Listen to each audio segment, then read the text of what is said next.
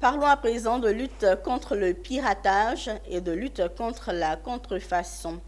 La contrefaçon et le piratage mettent à mal la propriété intellectuelle, voire le développement socio-économique et culturel. L'Office ivoirien de la propriété intellectuelle, sous instruction du ministère en charge du commerce, tente de répondre à cette problématique. Pour ce faire, il a initié les rencontres annuelles de la propriété intellectuelle, deuxième édition, pour trouver des solutions en vue de renforcer les dispositifs déjà existants. Zénab Dosso et Marius Seri. C'est un vieux sujet de débat, mais qui continue de faire couler l'encre.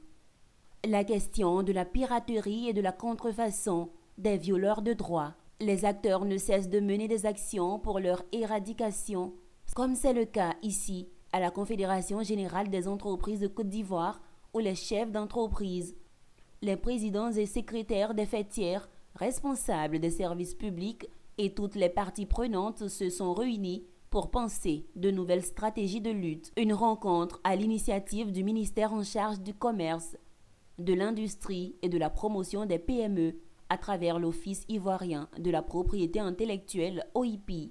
Les journées de la marque ont été initiées l'année dernière à l'initiative de l'OIPI, donc sur instruction du ministre du Commerce et de la promotion des PME, Dr Souleymane Diarra-Souba. Nous sommes à la deuxième édition et cette deuxième édition planche sur le thème de la contrefaçon et du piratage. La contrefaçon et le piratage constituent des violations des droits de propriété intellectuelle. L'idée et l'objectif à travers donc ce cadre d'échange et de rencontre de tous les acteurs, c'est de trouver des solutions à ces phénomènes-là qui plombent le développement du tissu entrepreneurial en Côte d'Ivoire. Et donc à travers les exposés, à travers les discussions qui vont se passer, nous attendons demain soir des résolutions, des recommandations faites par des experts. Les rencontres annuelles sur la propriété intellectuelle sont appréciées par les parties prenantes dont l'objectif premier est de mettre fin à cette problématique qui perdure. S'il n'y a pas de protection, il n'y a pas d'infraction. Donc cette cérémonie est importante. Il faut qu'on comprenne d'abord qu'il faut se protéger. Tout se protège.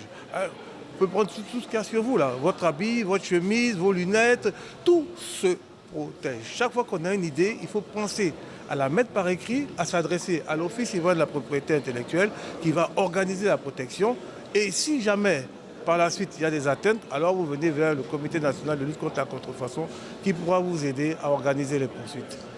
Et donc c'est un danger pour tout le monde.